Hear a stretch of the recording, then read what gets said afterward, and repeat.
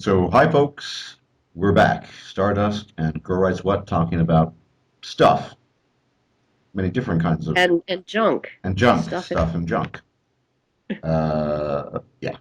But, so I'm going to try to go through this fairly systematically, but so the first question I have, which is a really important one, which Mhm. you had written comments about, generalizations.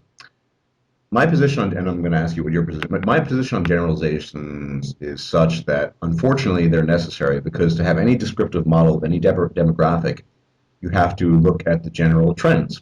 How does demographic X behave?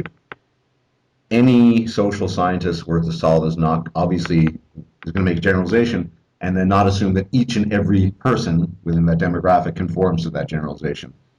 Uh, what's your take on generalizations?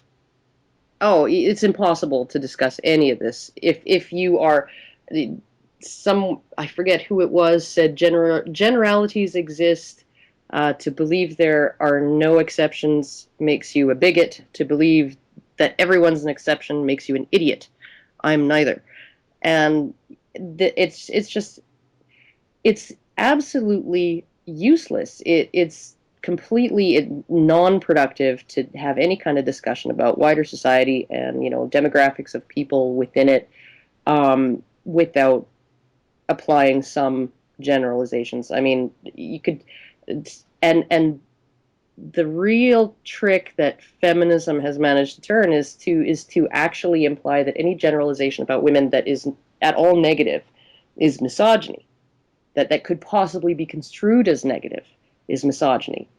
So, while they will say, women are more emotionally open or more in touch with their emotions than men, because that sounds positive and it's a big generalization, uh, they will absolutely not hear of anyone saying that men are more logical than women, even though in order to really apply logic, you have to detach yourself from your emotions, right? But to say that, logic is a good thing too, and if men are better at it than women, then that's just, you can't say that. That's misogyny. What do you So do you believe that it's feminism or something else that informs the general consensus that, oh, but you're generalizing, that's bad? I mean, this seems to be a typical reaction that you'll encounter, especially in the sphere of things that we talk about. That people just it's almost like a guttural reaction. Oh, you're generalizing, as if, I mean, without taking into account, of course, that you need to generalize to come up with any kind of model of understanding of anything. yeah, Um, yeah. why Well, I mean, where do you think that comes from? stereotypes and stuff. The first guy who ate the red berry and it made him sick. Hmm. You know, he now has like a negative. He's negatively stereotyping all berries of that color and size and shape that come off of that kind of plant, right? If we weren't able to stereotype things, if we weren't able to have prejudice, if we were not able to generalize about certain put things in categories, we would not. We would just keep eating the same poisonous berries over and over again because we'd never learn anything about the world. So what happens then in the process of a human being's mind that sort of guttural reaction is elicited when someone makes a generalization? Where do you think that comes from? Is it something just innate, or do you think it's informed by social forces? Oh, I think that any kind of negative generalization, especially if the person actually sees it in themselves, they're going to resist or feel offended or be made to feel uncomfortable by that, by hearing it. If it's what you dislike about yourself, generally, that you find offensive in other people, and so I think that that's probably what informs it. You can't generalize because I'm actually one of them. you know I'm one of the generalized. I am like that, and I don't want to admit that, And certainly right? talking about gender issues, probably the most sensitive topic, bar none, Yeah. is almost certainly, and that's where I kind of want to dovetail into something, what's about generalizations. Well, we've talked about this before, and I'm sure you're not going to have a problem time, but pussy passes. Um, you've actually done a radio show about pussy passes, or if I recall. Oh yeah. Yeah. So I mean, obviously we don't agree on everything, but we're sort of biological reductionists. Is it safe to say that you're essentially a biological reductionist?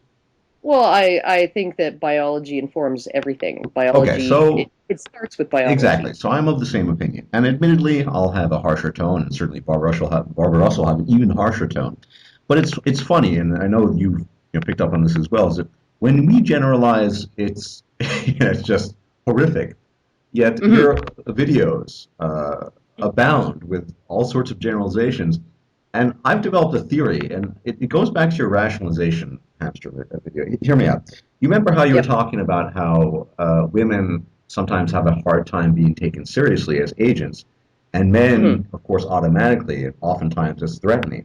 So if you have a sort of a deep voice like I do, or you have a sort of somewhat harsher tone, and you're a male, and you make these kinds of generalizations about men and women, that's seen as threatening. Whereas I have this feeling that oftentimes people don't actually listen to what you're saying. So that video about Judith Grossman, for example, when you talked about Hmm. the engine of femaleness is not a pendulum. I mean, you were very clear cut about what you were saying, and I just have this feeling for people not listening.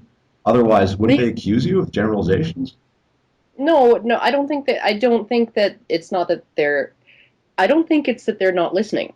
Hmm. I think it is that like I've said before, when a woman, you look at that protester, big red, right in people's faces, screaming at them, screaming all kinds of abusive stuff at them, um, even at a female person who was a woman who was there on the men's rights side of the issue, and nobody really like is anyone scared of her? No, but I would offer that a man who had done that would have gotten a beat down. Oh Possibly, yeah, possibly. because everybody would be terrified. Yeah. Everybody would be terrified that he was going to do something. Even if he never touched anybody, he would have been removed. But a woman low countenance. I mean, it's Well, yeah. we just don't seem threatening. We're neotenous, and our voices are higher, and but one thing that really got me. I was reading an article about voiceover actors and voiceover people who do commercials and stuff like that. And there's one woman who does tons and tons and tons of voiceover work. And one of the reasons why she gets asked to do voiceovers for things like car commercials, and it's sort of the things that you would traditionally have a man narrating the commercial, is because her voice is deeper than the average woman's. Uh, And so, I mean, there in some contexts, it really is not a matter of just men being more intimidating, but men being taken seriously in different ways than women. And so when a man's voice cheerfully tells you that you should buy this car because he knows that it's the safest car and it's got great performance and all this, um, it's part of the reason why you trust him is because his voice is deeper. And part of the reason why this woman gets work doing that kind of thing is because her voice is deeper than average. So I think maybe I strike a little bit of a balance because I do tend to have a little bit of a deeper timbre in my voice than a lot of women, and smoking probably contributes to that.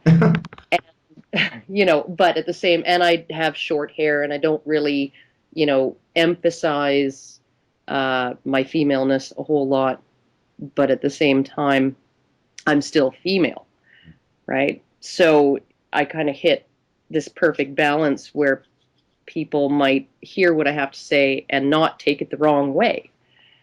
yeah, but I Because mean, what puzzles me is that oftentimes the things I'm saying or Barbaros are not that dissimilar to things you're saying, and yet oh it's yeah, no, characterized but as bizarre and totally off the wall, and just he's just making it up, and I mean, and there's yeah, there's a certain attribution of intention there, I think, yeah, as well. Like they look at my intentions, and they see my intentions as, if I have any, if they can attribute any to me, because we don't tend to do that with women, um, or at least we never really uh, attribute malicious intent to women.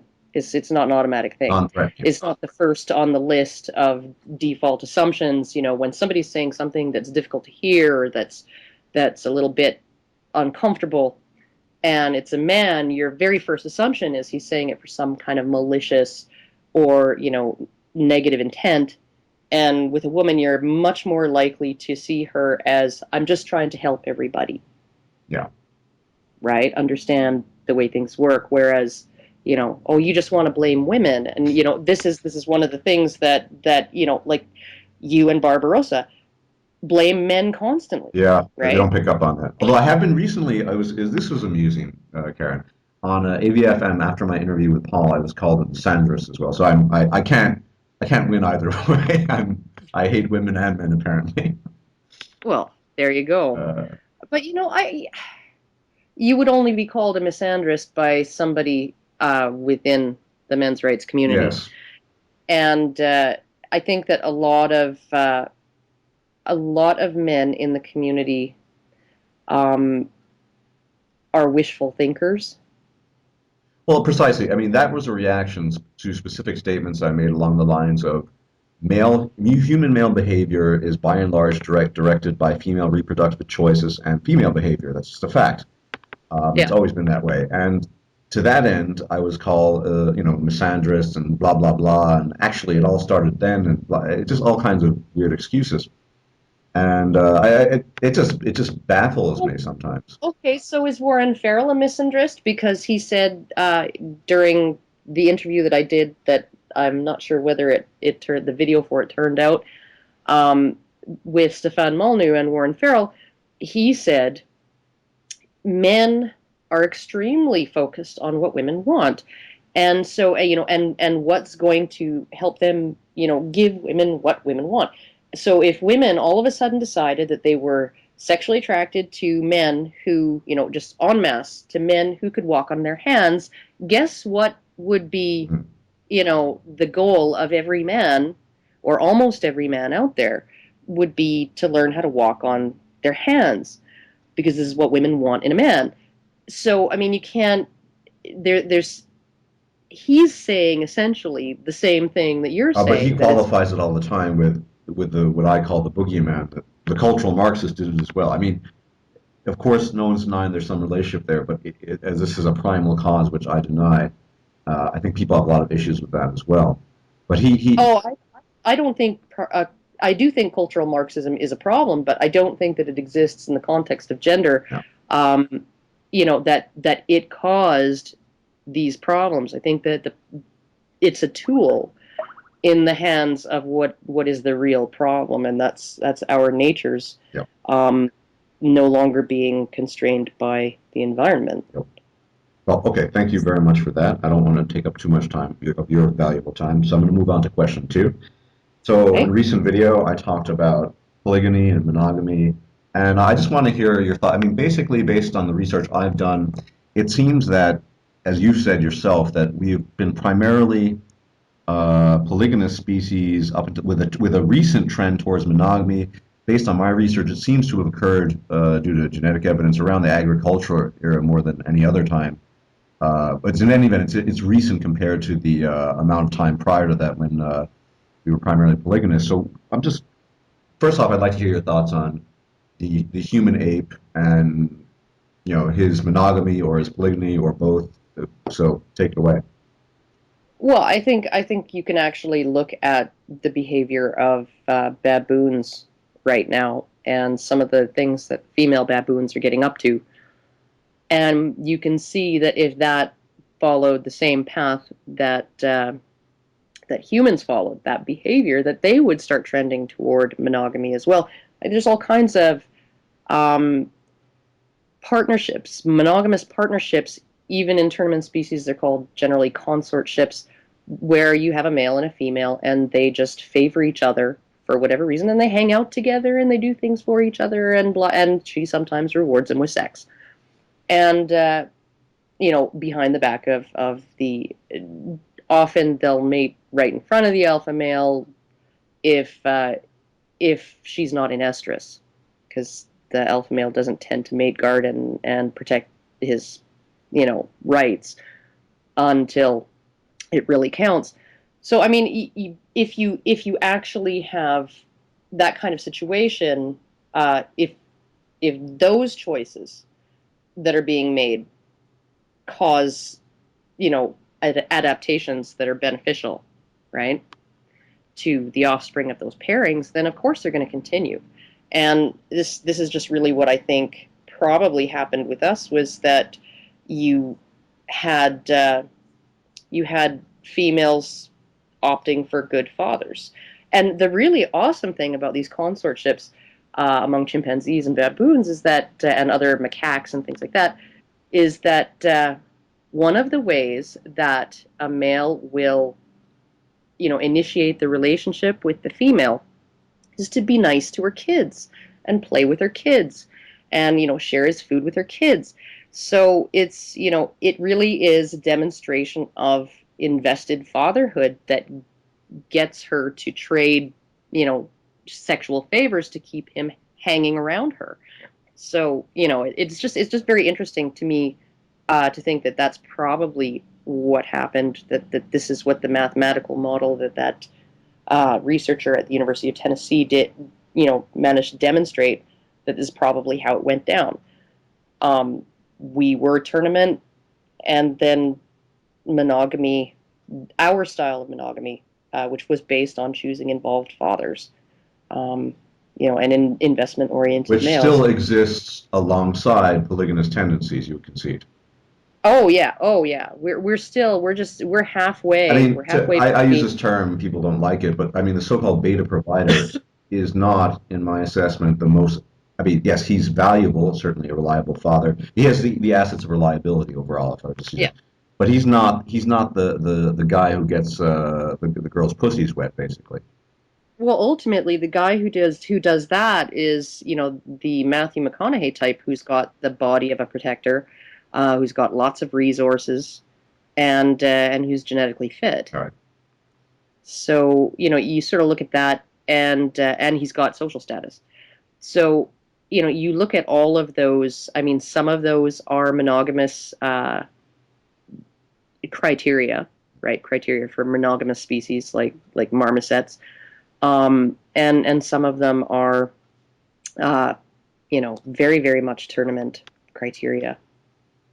So these things sort of exist in conflict with each other. Would you say that the conditions of modernity with the what I like to call the faceless man, daddy state, and all of these things are Yeah. contributing to almost a reversal of what was a fairly recent trend in our history back to more polygamous tendencies, more, for lack of a better word, primitive tendencies? Oh yeah. Oh, totally, totally. I mean, you look at it and you think, um, about how many women would rather. Um, it seems they would rather have very very brief, sometimes even just one night relationships with the top 10 or 20%, right, who they can actually, get sex from, but not much else. They would rather share that with a whole bunch of other women than, opt for a long-term stable partnership with somebody who does not have those traits. So, those tournament traits. So we are, I think, in a lot of ways, moving back in our evolution, moving backwards, at least in terms of of women's reproductive choices. That, So and I recall you, and I don't know if you remember, you had mentioned you read something about the possibility that our brains are in fact shrinking. Do you recall mentioning that to me at some point in time? I think. that might not have been me. Okay. Actually, I only just stumbled. It might have been somebody in the comments, in a comment section that we were both engaged in, or a video that we've both looked at. Okay. Um, but yeah, oh yeah, it was a video. It But I strikes can't. me. I mean, and this I'm not abreast Oh, of. it was Mr. 1001 Right. Nights. I love that guy. I think he's Brazilian. I like him a lot. Mhm. Yeah, it strikes me as highly plausible because I mean, any evolutionary adaptation has to arise due to being challenged by the environment. And Yeah. when you remove a lot of challenges, I mean, a lot of stuff these days gets done for you effectively. Mhm. Oh yeah. And I Well, think, sorry. there are all kinds of skills that you just never have to learn. Right. And he actually made a recent video somewhat related to this about the hunter-gatherer being more in touch with reality than the modern human being. And maybe some of Yeah. these basic skills were part of the reason that I mean, amongst, consumption of meat, that contributed to our large brain size. And because we no longer need to employ them, at least in some respect, I mean, I don't know. It's an interesting speculation, though. Well, one other thing too that I think is maybe not looked at enough is that hunting animals, predators, just have bigger brains than prey animals. They just do. They have to.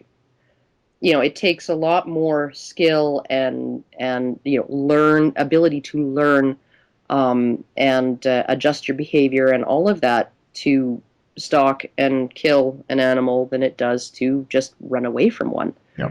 And so you look at that, number one.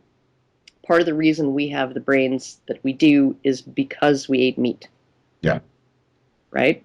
And another thing that, like our brains have a huge amount of fat in them.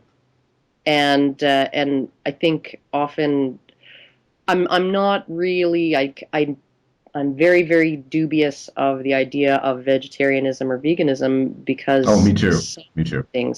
some of the things that you find in animal proteins, and especially in organ meat, as awful as it sounds like, used to be back in the hunter-gatherer societies, Liver. the well, or kidneys or even stomach Yeah. contents, right?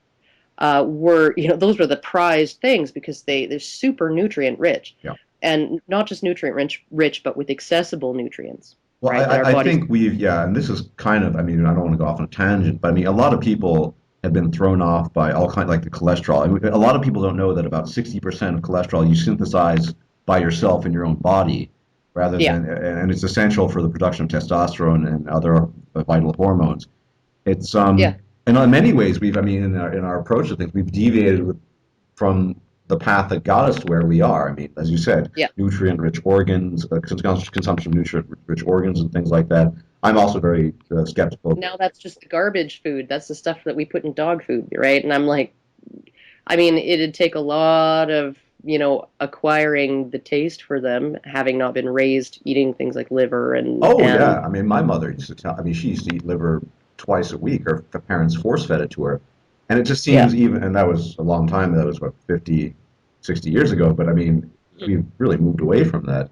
We tend to Yeah. consume only muscle flesh if when we consume Yeah, meat. which has much less nutrition in it than organ meat. But one of the things also as well is that um, vegetables like spinach now has something like 40% less iron in it than it did 50 years ago. Mm. Just because of growing methods, because of selective breeding of plants, because to make them more durable rather than more nutrient rich, and depletion of the soil. Yeah, and it's interesting because I mean I've read this oftentimes that the normal modern 2013 the average man's serum levels of testosterone are much lower than in previous decades, Mhm. which could be attributable to all kinds of things, the environment, pollution, and perhaps Sperm nutrition counts as too. well. Made it. Pardon me? Sperm counts. It's Yeah. not just men. Oh yeah. It's all male animals. Sperm counts, testosterone levels, and penis size, size of genitals Yeah. shrinking. Yeah. Which is a shame because human men have really had some bragging rights as far as other primates go. Yeah. As far as that kind of the relative size of their junk, right? So, but maybe not for long. Well, yeah. I mean, Although I guess if everybody else's penises are shrinking, maybe you guys will still be good. So. okay. Then the question on the whole polygamy monogamy thing. I asked you this in private before, but the effect of social media, because I had just offered the hypothesis that a lot of this is accelerated by this sort of influx of constant images. People, both Yes. men and women. I mean, you turn on YouTube and a million. I mean, Jenna Marbles. You see Jenna Marbles, or you see all these people, and it almost seems as if they're within reach, if you know what I mean. Oh yeah. And that's I'm convinced, although unfortunately I don't think there are any studies done on this, but maybe there are. I haven't looked at any. I'd like to find some. that has an impact on our approaches to reproduction, our interaction between the sexes. Well, women's expectations, especially men's expectations too. Yeah, Um, but when you sort of think, uh, you have there are things that can trick you into thinking that something is attainable, right? That it is something is within your means, yeah. right? One of them is credit cards, right? They can trick you into thinking you can afford to buy something you really can't afford to buy because hey, you can do it. And yeah, I think that actually it's not just social media. It is, I think, it in large part as well the fact that a woman who's a 5 or a 6 can actually get the guy who's a 9 or a 10 to have sex with And her. impregnate her. And because she can do that, and because I don't think women actually realize how easy it is for them to get sex compared to how it is for men, typically, sort of in average terms. Um, I think that, she's thinking, part of her mind is thinking if she can get sex with that guy, maybe she can get a relationship with that guy or a guy like that. And she's constantly shown pictures of really, really attractive men. Well, and of course, You know, if McConaughey or anyone else, would have Arnold Schwarzenegger, I mean, if someone, if one of these women has a baby by one of these prominent people, then yeah. the legal system is gonna back her up. I mean, she's gonna get some rewards for that. Oh So, yeah, it's a racket. It's a total racket. And you look at I remember stumbling across a website. It might have been a scam website, but it was basically a woman who had a fling, an affair with a pro basketball player, and she was selling his sperm to women who wanted to get pregnant. She kept the condoms in the freezer, and she was going to sell his sperm to women who wanted to get pregnant. it's I guess that's a good business thing. That would be an awesome meal ticket because all you need is a DNA test, and then you got child support. Yeah, and the guy that provided the sperm originator, like, what? Who? What? Yeah, it's just it just boggled my mind. Like who would even do that? Like how fucked up do you have to be? How sociopathic do you have to be to do that?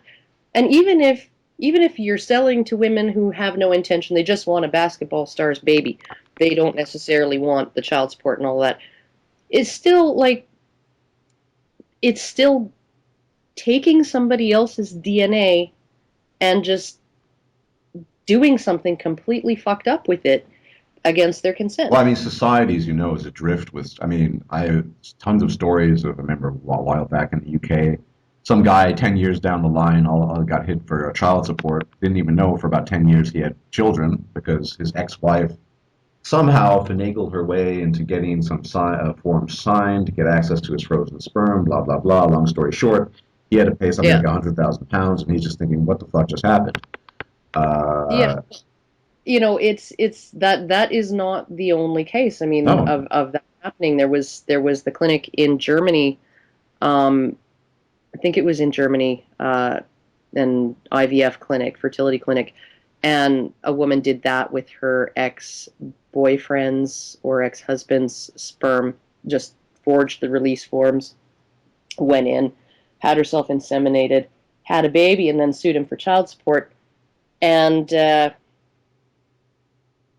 he was lucky enough because he could prove that he had not consented to that. That the judge did not ding him with child support for the baby. But guess who did get dinged? The two doctors who inseminated her. yeah.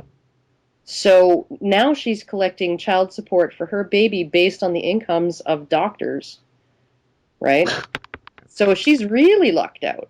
And these doctors, I mean, the one thing that got me in the article was it said that they had not really gone outside of industry standard, that the industry standards have to be tightened up because they generally had, at least up until that point, just sort of when a woman would bring in the release papers, the signed release papers, they would just take her word for it. It didn't need to be notarized. It didn't need to have him sign, show ID, sign in front of them, nothing, because men were often embarrassed, or they didn't want to be bothered, they didn't want to take a day off work to go in and do it, right? So they're like, oh, well, just send your wife in with the forms. Yeah. Yeah. So I mean, it's not even like they were negligent in the sense that they were not conforming to standard procedures, because that's the standard, that was at least the standard procedure at the time, right? So I'm just thinking, here's a woman who broke more than one law intentionally, right? With intent, and she's being nothing but rewarded. And the people uh, who, whether it's the biological father or the two doctors, both of these people were essentially, the victims of a crime committed by her, right? And yeah, but we still don't want her to take responsibility for the outcome of the crimes that she committed. Well, we can't give you know pussy pass. I mean, we see it all. It's just another version of it. I mean, Oh yeah. Oh yeah. yeah. And it's all under the pretext of what, the needs of the child, what's best for the child. But if anybody gave a freaking toss about what's best for the child, there'd be a lot fewer custodial mothers out there, and you would see a lot of decisions in civil and family and criminal courts go very, very differently. So. Well, I mean, Germany tends to be. I mean, I'm not an expert, but I'm a dweller in Germany and have been familiar with it for a while, and tends to be a bit more equitable than Anglo-Saxon countries. In fact, a while ago, they did something with visitation rights with fathers, so the mother can Mhm. no longer just declare no, he can't visit. And, I mean, there needs to be sufficient grounds now, which is some kind of progress, I guess. Yeah. But the 10 actually, and then on the other side of the coin, totally unrelated but related, is several universities in Germany now have decided to make because German is a gendered language, the feminine form the general form for everything when talking about professions, because well, it's that way it's inclusive of women and then theoretically inclusive of men. So, eh, Oh, because men have breasts and vaginas just all over the place. yeah, something like that. Yeah, I mean it's absurd, but I mean everywhere you go, basically you have some kind of you have the influences of feminism. But I want to Yeah. get to that. I mean, we talked about this before we started the recording. This idea that people, I mean, it seems so obvious that we're cavemen, or more specifically animals, or even more specifically apes, right? Hmm. To anyone who takes the time to look at the information and just think about things, I mean, at the risk of you getting irritated repeating yourself, but for the audience, why do you think people are so averse to accepting our essentially animal nature and the fact that we are basically cavemen? I think once you come to a certain level of cognitive ability, and you know, there's a point fairly early in childhood. I think it is when kids are about 2 years old. That's when they actually understand some things like the concept of tomorrow, right? Or when they're a little bit older than that, the concept that other people have their own brains and their own minds that are separate from yours, that and they have their own experiences. So those other people don't necessarily know all the things that you know, right? This is a big deal for kids to get to grasp. Yeah. It's a big milestone, and I think once you've reached sort of a level of cognitive ability where you're recognizing those things, and you are recognizing all kinds of things like the inevitability of your own death, and and I think people really have this urge to compensate for that by feeling like there is something important about them, or something relevant about them, or something that is going to stave off, the understanding that you're no longer going to be here one day, and in 100 years, who's going to care about you? Nobody, Mm. right? So, and I think that probably has a lot to do with why we don't want to see ourselves in terms of just another animal. Uh, that's at least part of the reason Well, I mean, that why we would dovetail humans. well with Mr. 1001 Nights recently in that video, where, in primitive animistic cultures, I mean, you have the ancestor worship and you pass on to the other realm, where he was making the analogy that, I mean, culture has sort of become the ancestor worship in some strange way. It's the salient factor in humanity that seems to be lacking in other species, and it's sort of what makes us feel special. And Yeah. it misleads us oftentimes into thinking rather than we're animals with culture, that we are something else with culture. I mean, something more than animals with culture. And no, I definitely would agree with. Well, certainly we have a more complex culture Oh yeah, uh, yeah, than I would actually venture to say any other animal. yeah, yeah. There's no doubt Um, about that. but uh, we're not the only animals. I mean, we tend to think of social animals as having society, right? Um, but we don't tend to think of them as having culture, but they absolutely do have culture. And culture that is perpetuated from generation to generation. So, like, we got genes, we got memes, Yeah, so even right? And animals have mimetics, basically. they do, they do, and they have different ways. If they stumble across a different way of cooperating with each other that works better, they will often continue to do that and integrate that way of cooperating into their culture. And this is absolutely, if you look at culture as being something as simple as one chimpanzee manages to figure out, how projectiles work, Yeah, right? And, actually takes the time to sharpen a stick and make spear out of it. And then he's like a fantastically good hunter. Then other chimpanzees will mimic that. They will watch him. They'll go out of his way, even if he doesn't teach them. They'll go out of their way to watch him do that, so that they can learn how to do that. And then that will be eventually something that it's just part of their culture. yeah. And I wonder though. It's interesting you bring. 'Cause, I mean, to the extent of my knowledge, chimpanzees are the only apes, apart from humans, that consume in some regular intervals meat. Gorillas don't do it. Orangutans don't do it. I wonder if it coincides with the fact that they do, in fact, oftentimes create tools that would help enable them to do so.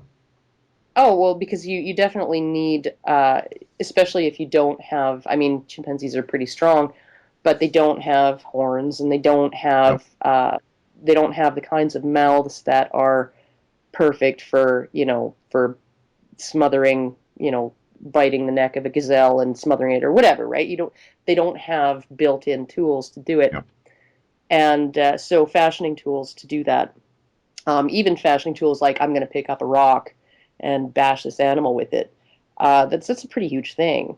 Yeah. Um, Or the termite extraction with the pieces of with a straw stick, sticks. yeah, Yeah. yeah, they bend a stick and there you go.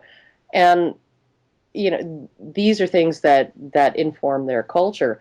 And I would expect that if I would expect that some of the reason that chimpanzees are quite intelligent is that they have a fair bit of competition between groups. And so they actually organize and cooperate with members of their own group in order to do things like border patrols and even engage in warfare and things like that. And those are things that have to keep you smart. You have to be smart to And do it's them. very interesting you make that point because the common chimpanzee compared to the bonobo, bonobos do not behave this way. Hmm. And I think, as you pointed out, it's a gynocentric society, bonobo society. Uh, Well, they don't have to behave that right. way. In fact, that kind of aggression between males, um, if there is no external competition, uh, it would actually be more of a pain in the ass in in a particular group then it is, I mean, there's no benefit to it now, right? Of the males all getting together and cooperating and being aggressive, right? Because who are they going to aggress against? There's, it's not good for the females were just like, this ain't good for us. This ain't looking that great for us. And one of the ways that I think that they stumbled upon those females to keep males happy, keep them from cooperating with each other, right? Males in bonobo society don't form coalitions because chimpanzee coalitions tend to only be formed in order um, to act on opposing competing groups, right? They don't form coalitions Akin to to. humans, Homo sapiens. So, Yeah, yeah. I mean, the male chimpanzees are forming coalitions so that they can go out and beat the other guys down the valley and protect all of their entire group. And female coalitions among bonobos, those are all formed generally to enforce their interests on the males. by sexing them up. So, not just by sex, often a lot of aggression. If a male pisses a female off, sometimes she and her clique of 5 or 6 other females will chase him down and beat the shit out of him and bite his fingers off. And Okay. yeah, it's really, I mean, and feminists will say it's a non-violent society, right? Bonobos are non-violent, and I'm thinking, really?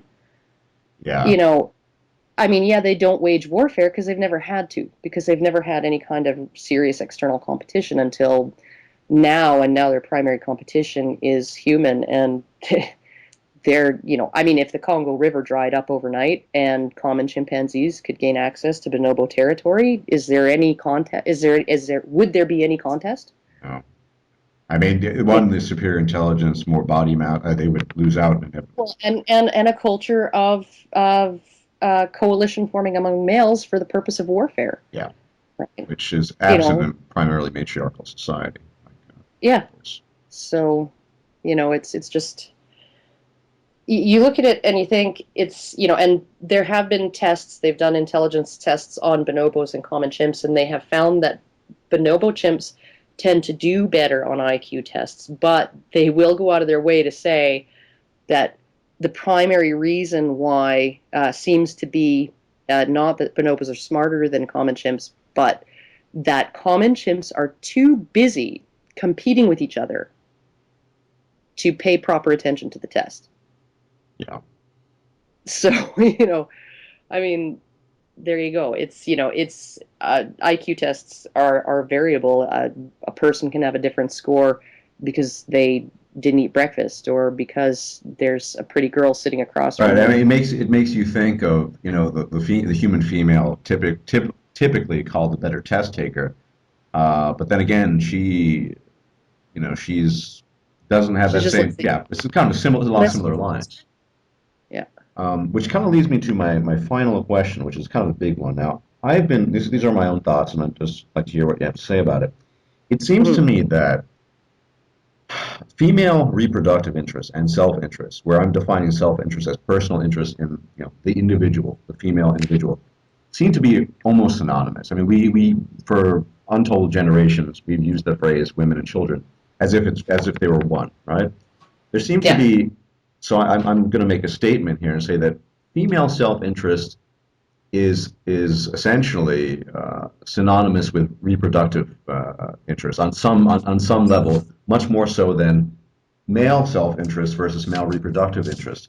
It seems to me that male reproductive interest is, of course, beneficial to male reproduction, but as far as preservation of the self is concerned, you can potentially take a serious risk, potentially endanger your life. Now, what I'm getting at with this is that uh, I think one of the things I've detected in a lot of the hostility towards men going their own way is men going their own way. We profess what I would call rational self-interest. So we, for the most part, have no interest in reproductive self-interest. And this seems to generate a tremendous amount of hostility in all sorts of people. I mean, women, feminists, traditional conservatives. Do you think there is that has something to it, that female reproductive interest, self-interest sort of coincide, but male reproductive interest and male self-interest, self-preservation, really often are at odds with each other, or can be. Yeah, I would have to say that that might be why it just strikes so many people as, what? That you can you can actually have a man, maybe 200 years ago or 1,000 years ago say, I'm going on this long risky voyage in a week, and maybe get laid by 7 different women in that week, and have leave behind 2 children, and then go off and die, Yeah. and he still had 2 children, right? I mean, he just often the risk taking and the lack of self preservation instinct is exactly what attracts women. Yep. He this isn't the guy who's going to run in the house and hide. He's the guy who's going to jump in between me and the marauders, and or me and my children and the marauders. So you look at it, just basically a man who is completely self-interested, or not self-interested, but completely interested in protecting himself from harm, he's just like, it does not compute. It does not compute with And many, I many think it's people. viewed with hostility from society by society at large. I mean, that is potential danger. And I recall the story you told me about Justicar regarding male masturbation at the turn of the century. I mean, anything that Yeah, involves sort of, I don't know, self-pleasure, anything that involves self-preservation that does not somehow serve the community, in particular yeah, the female community, yeah, is viewed as dangerous and necessary, and necessitates being shackled, it seems. yeah. It seems to Well, I me, mean, you look at it, like complete making it next to impossible for a man to get sex outside of marriage was a really strong incentive to get men to want to get married, yeah, to make them want to get married, yeah. right? And not just sex, but intimacy and companionship and all of those things. They weren't allowed to have close associations with women outside of marriage in a lot of cases. Um, you look at, other than their sisters maybe or whatever, but you look at even when my parents were dating, they used to have to drive way the heck out to a bedroom community of the city, because that was the one place where it was legal for a man and a woman to sit together, unmarried man and a woman to sit together in a bar. Yeah, and I mean, you still see this in Middle Eastern culture, Islamic culture, Yeah, where only the brother or some male relative or the husband is allowed to accompany the female. But I mean, it seems to me, though, it's understandable that, understandable though I don't approve, you see hostility from some women towards, say, men going away. I mean, this is a, I don't mean to put you on the spot, but I'm sure you don't mind being put on the spot. Whence springs this hostility, say, from traditional conservatives towards men? Because politically, almost every man going in his own way that I know, including myself, are very much of a strong libertarian bent. I mean, I hate taxes. Wish there were no taxes. I hate bureaucracy. I mean, all the things that traditionally fall under the purview of libertarian. I mean, most men I know going their own way yeah. follow, and yet there's this kind of hostility, particularly from traditionalists and of those of conservative bent, towards the concept of men just saying, fuck it, we're just going to do our own thing. Where do you? Well, if men are only going to do their own thing, then who's going to marry their daughters and take care of their daughters? Who's going to look after the women? Who's going to step up and man up and do that? I think that that's a huge, huge thing. And I think that regardless of whether, women need marriage or, need men, sort of on an individual basis, given that they get all kinds of things that men used to give them in other ways from other sources, um, you still have to look at what women want. Who's the one who gets all excited and spends 6 months pouring through magazines and phoning caterers and and doing all of that stuff to get a wedding up off the ground. Like, who's the one who cares generally about that? Want to make it a big production. I want to be married, and this is my wedding, and it's the only, it's my day, right? It's the bride's day, her big day.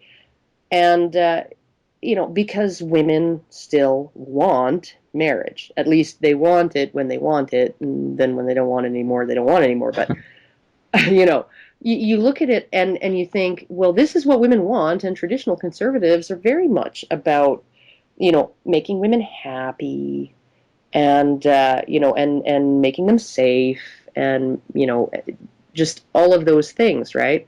And I think that conservatives have fewer and fewer of the traditional expectations of women that used to go along with that chivalry, right? Hmm. Where, maybe 40 years ago, you might have heard a woman say, just when the society started to get much more relaxed and all of that, you would hear a mother tell her son, "Never hit a lady. Of course, not all women are ladies," right? And now you would never ever hear a mother or a father tell that to their son. Is never hit a woman. You're not allowed to expect a standard of behavior from women, right? Anymore. It's not allowed. But at the same time, with conservatives who no longer expect, in many cases, a standard of responsible behavior from women, they will still jump in there and protect them, and jump in there and want to do what's best for Because them. it's what rote behavior, biological. I mean, because circumstances have changed, and it seems to me oftentimes that in regards to this, social conservatives, traditional, however you want to put it, kind of view human nature as a bit static, and Hmm. and have kind of missed the ship, as it were. Like the ship has sailed on. Whether we like it or not, society is we find ourselves under these circumstances, but they don't seem to have caught wind of that. I get the feeling often. Well, I mean, human nature is static in its way. You change the environment, and the expression of human nature changes. Precisely. Um, and so, I mean, we may still have all of those good behaviors, there in us, you know, just waiting to come out under the right circumstances. Like I mentioned to Paul last night, we can change society the easy way or the hard way, and the easy way is to just let it all collapse and start over. Um, because then people would not have the option of not, falling into, specific roles where they, behave responsibly. And I mean, people tend to behave more responsibly in a culture where there are constraints on their behavior and swift punishment for the good of the community if they deviate. Yeah, and I think you said this in one of your earlier videos. I think gender is bumming me out, and I'm paraphrasing that. Social conservatism is the attempt to tame the beast. Feminism is just the beast gone wild. It's giving in to the basest of our drives and our biological nature without any restraints whatsoever. Yeah, well, and you see that too in the differences in employment segregation in, say, China, or some other sort of developing nation where you don't really have a whole lot of choice as to what you're going to do with your life and what kind of work you're going to do. And there's much less employment segregation in China. And then you have a place like Sweden where the government's bent over backwards to make it absolutely easy and virtually cost free for a woman to make any choice she wants to make as far as work and career and all of that. And employment segregation and things like nursing, it's like 90-95% women. Things like engineering, it's 5 to 10% women. Even with big huge programs trying to get women into engineering, it's only ever gone up to maybe 12 or 13%. And the moment they stop the campaign, it goes back down. So because once you allow human nature to express itself any way it wants, that's when people start choosing according to their nature alone. And so you look at a modern country like Sweden, where women have, a whole plethora of choices, and they're all, free or easy. And you find you find more people working. Dog. I'll be done in a minute, Sam. And you find people working part-time, women working part-time more. You find women, going into jobs that are female jobs. Yeah. And you find, reproductive choices being completely counterproductive in practical terms for men, women, and society. But it's just what women want to do. Okay. Well, thank you very much. I see the dog is getting restless. Oh, the dog, actually, it's my kid came home for lunch, Okay. and I'll have to feed him in about 5 Of minutes. course. So, I will not keep you any longer, Karen, but thank you very much as always. did we get to all your questions? Yeah, yeah, and assuming we're both alive in the future, we'll probably have more questions and things to talk All about. right. But All right. as always, thanks very much, and I hope the audience enjoys it. Me too. And thanks a bunch. Take care. Okay, bye.